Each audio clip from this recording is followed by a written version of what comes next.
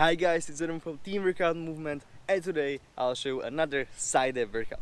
Now, yes, I have some of them on my channel already, but this one will be a little special because we are going to use some bars. So in this case, you may have some at your home, or you can have a street workout gym near your house like this one, so be sure to utilize that. So what's special about it is that we are going to use the bars, and therefore we won't just do the movements which is like on the side plank and like rotations there or something like that. We are going to try to use the bars, and therefore the movement will be a little different, and therefore we'll get stronger from it in a different way.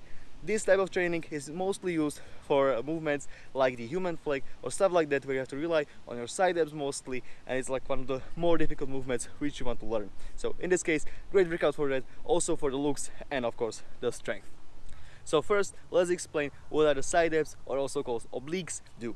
Actually, they are supposed to drag our body from here where it is extended, so you can see the muscle is stretched, over here where our muscle is contracted, and this will be the movement which we'll be trying to do. So in this case, we'll start with a knee raise, but because we know that we have to twist our pelvis to the side and go up, we'll just put the twist there. So we'll be going up and down with each rep, and this will be the movement which we'll be doing. Now, what's really important now is the breathing. As always, you have to exhale when the muscle is contracted and inhale while it's getting relaxed. So exhale up, inhale down.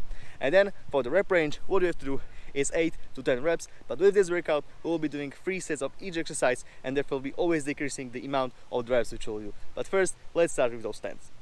And then for last, you may also utilize this movement to train your back also, because while really contracting your scapulas together, you'll engage your back and you'll be also much stable in that movement, and you won't be just swinging. So push your scapulas a little more together and you'll have a stable position, and while that, you'll be also training your back. So great exercise for that too. And you can see just here when I'm contracting my scapulas and the movement like that and doing it without it. So you can see that my body is swinging here because I'm not really stable because my scapulas aren't contracted.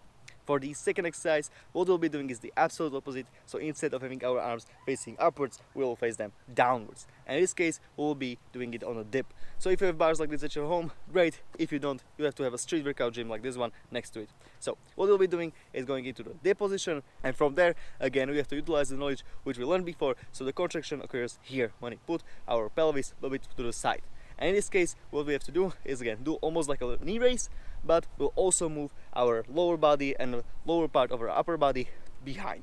And in this movement, we'll create some additional place for our legs so we can contract the muscle, and also we'll be facing it from a different side, and therefore you'll be just pushing your legs next to your body, almost to your chest from a different angle, and therefore training your side abs a little differently. You can use this exercise also with your lower abs, but it's a bit different, and I'll make a separate video about it in the future. So but for now, let's do it just for those side abs or the obliques.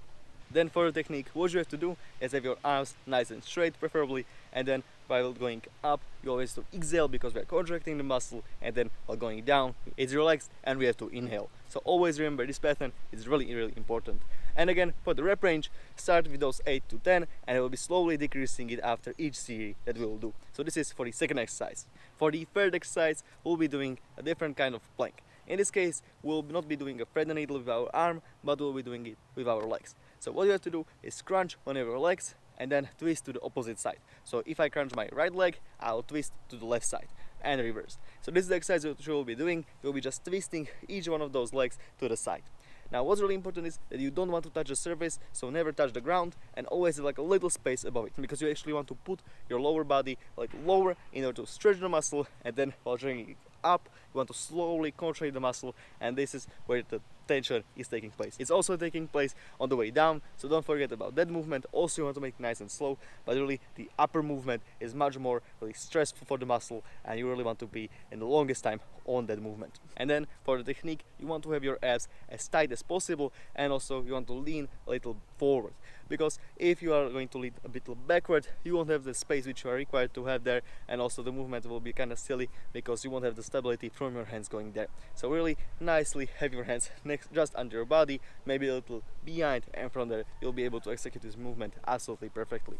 Also, what's really important is to breathe, so always inhale while coming down and exhale while pushing and contracting the muscle up.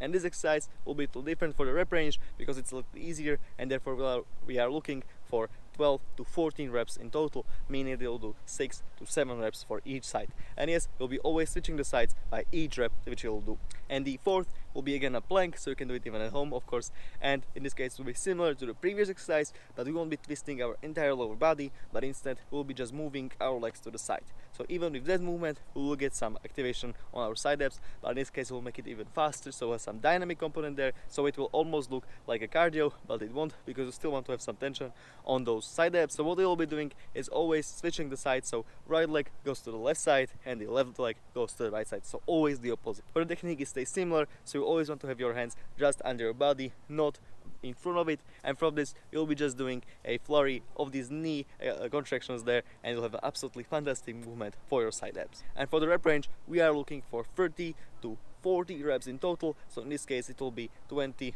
or also 15 for each side the workout.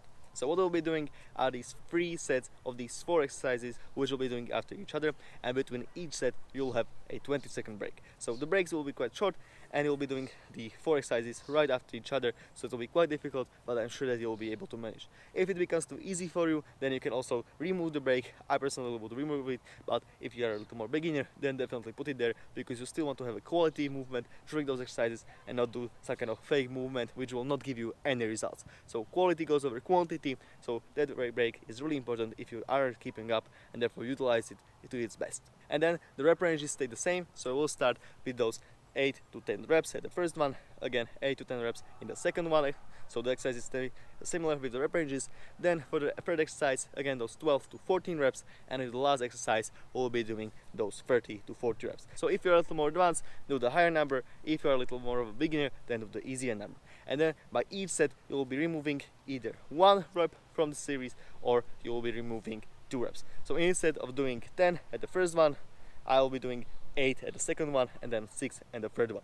And then with the last exercise, where we have a little more reps, you will be decreasing it by 6 or perhaps by 8, but I will really stay with those 6. So to conclude everything, we'll start with doing the knee raises. In this case we'll do 10 reps. Immediately after that we'll be doing curls on the bar, so in this case we'll be doing again 10. After that you'll go to the ground and do the plank exercise, so the thread the needle with your leg, 12 reps, and for last you'll finish with the flurry of the knee raises, and in this case it will be those 40 reps. So this is one of these sets. You'll do 3 of them, and again you'll have a pause between each one of them.